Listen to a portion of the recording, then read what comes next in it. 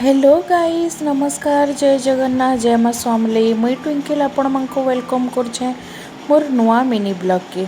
तो चलन फर्स्ट पूजा करी आसमा। आज है मंगलवार मोर सासू करसन बाट मंगला तो मुई ताकर लगी बोली बाहर भी पूजा करी देसी। ताकर देह टिके खराब अच्छे से लगी।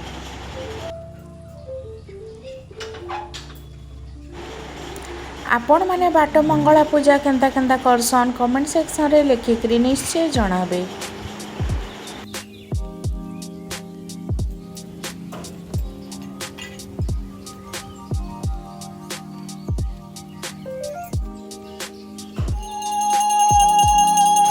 जय माँ मंगला मते कि माँ मंगला माँ समली उपरे बहुत विश्वास लगसी। तो चलो ना आज तो पूजा पाठ सरला तापरे नाश्ता बनामा। मैं एक्चुअली हजबैंड लगी इटा नाश्ता बनईचे। मुई तो बासी रुटी थिला सेटा घिओरे गरम करी चाहा आउ भजा भी थिला रातिर सेटा खाइली न।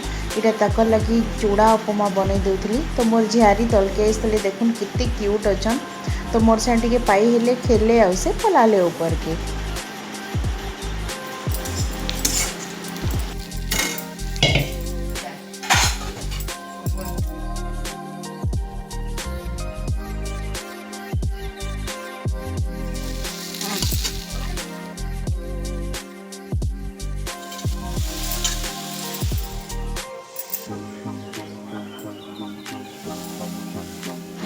आपण मैंने चूड़ा उपमा बनाले से लेंबू टी चिपिकी देसन कि नहीं जदि नहीं दियन तो तेबे देबे देखबे बहुत टेस्टी लगसी। तार टेस्ट एक्चुअली बढ़ी जासी। देखुन गरम गरम चूड़ा उपमा में सर्व करदेली उपरे स्प्रिंकल करदेली आमर भजा बादाम। तांको मुझे जल्दी नाश्ताटा दे दूचे कहेले कि नाश्ता काम सरले तापरे लंच रो रेडी सेडी करमा।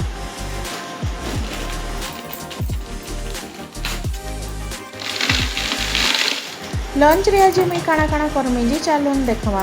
फर्स्ट देखुन आलू मुनगा पुटल नहीं जाइए सेटाके मुई तावा रे भाजमी। तो सेतिले सेटा मुई गोल गोल करी फर्स्ट काटिदेमी टिके बागिर पानी देकरी कढ़ई थी आमे सेटा हाफ बॉयल करदमा। तापरे सेटाके तावा रे भाजमा नून टिके देकरी सेटाके सिझाई देली ना नहीं तो सीठा टाइप लगवा भजा हला परे।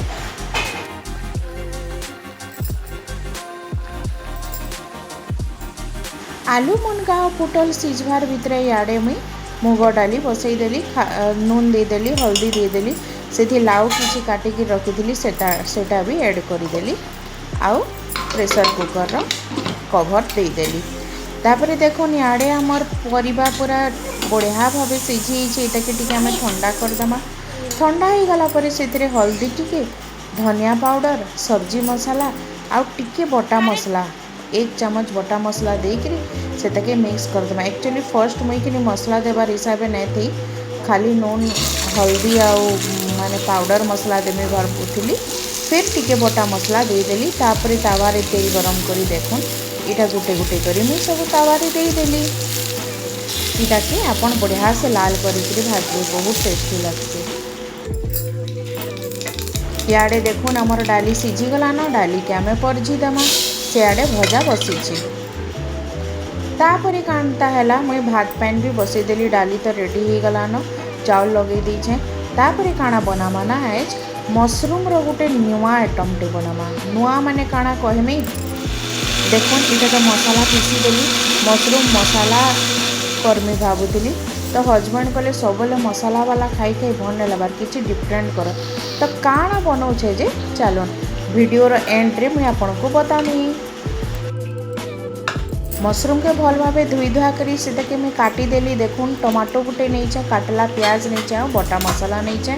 तापर तेल गरम करी जीरा टिके देकरी से मुई प्याज के भाजीदेली।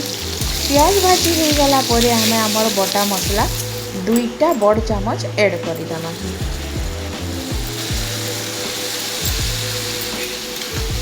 मसला के भल भाव एंता कषीदमा। तापर आमे काटिकी रखी टमाटो भी से पकईदमा और फिर मसला के आमे कषीदमा।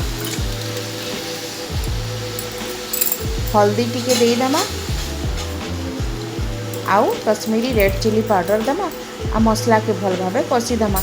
आपन को भी एंता रंधा पड़ा अधा करला भितरे सफा सुतरा करबार कीड़ा अच्छे कि ना मोर तो अच्छे आड़े रंधा भी चली साड़े भी सफा सुतरा कर पूछा पूछी देखुन हमर मसाला तो भल भाव कषि गला इथि एछेन आम एड करदेमा बेसार बेसारटा एक्चुअली ना मोर लास्ट मोमेंटर प्लानिंग थिला हेतिली मैं आपन को स्टार्टिंग रे नै बतई कि मैं मशरूम रा काण आइटम टे बनाउछे जेतु मोर हस्बैंड बोरिंग हो गई मसाला वाला सब्जी खाई खाई तो से किसी डिफरेंट करवार के गले तो मुई तो मसला ऑलरेडी कषि देती तो बेसार मोर पाखे फ्रिज रे थिला तो सेटा के भी मुझे ऐड करदेली आउ ट्रस्ट में बहुत टेस्टी लगुला मशरूम बेसर मसाला तो आम बेसार के ऐड करदेमा मशरूम के भी इतने देदेमा मशरूम रे तो बहुत सारा पैन बाहर से तो से ही एटा धीरे धीरे कुक हो फर्स्ट हाई फ्लेम रे आप 10 मिनट तक बसईदेवे ढापिकी तापर मीडियम फ्लेम देकर फिर 10 मिनट तक इटा के कुक करवार के छाड़ीदेवे देखुन पानी रो क्वांटिटी धीरे धीरे कमी बसुचे आ मशरूम रो कलर भी चेंजेस आसी जाउचे देखुन लास्ट रे हमर मशरूम बेसर किछि एंता टाइप दिसुतला आ बहुत टेस्टी लागुथला आपण माने घरे निश्चय ट्राए करबे आ कमेंट सेक्शन रे लिखिकरी मते निश्चय जणाबे धनिया पत्तर देई देली आ प्लेट रे सर्व करि देली आजिर लंच मेन्यू रे मोर काଣା काଣା थिला वीडियो रो लास्ट रे देखि दउन आजिर वीडियो जदि पसंद लागुला बेले निश्चय लाइक करबे कमेंट देबे thank you for watching bye bye.